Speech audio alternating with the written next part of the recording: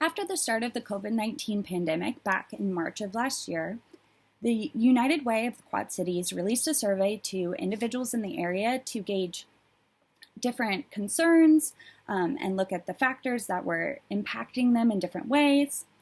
In my research, I looked at the compounding factors on guardians who were being impacted economically by the COVID-19 pandemic.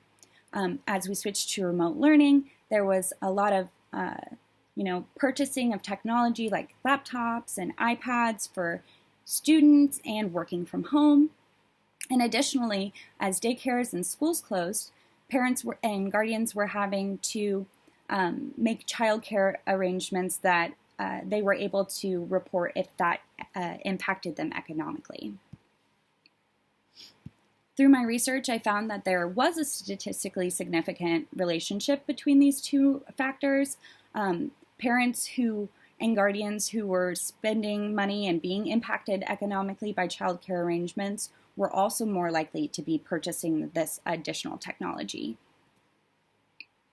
And I think this has a lot of implications for further research.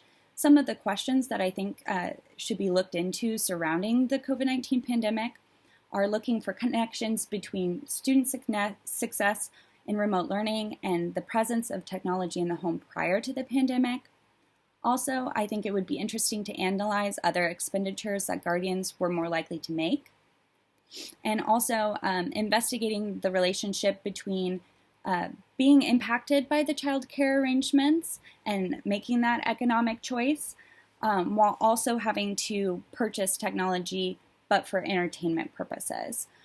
So this would be gaming systems that you were buying for yourself or your children to keep them, entertained while we were spending so much time at home.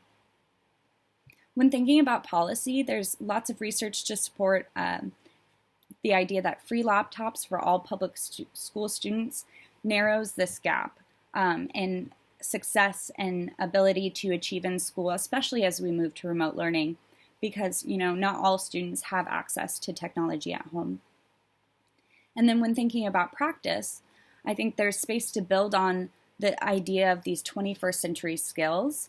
As people move into a more technology-based job market, it is really important to be able to access the internet, have an email.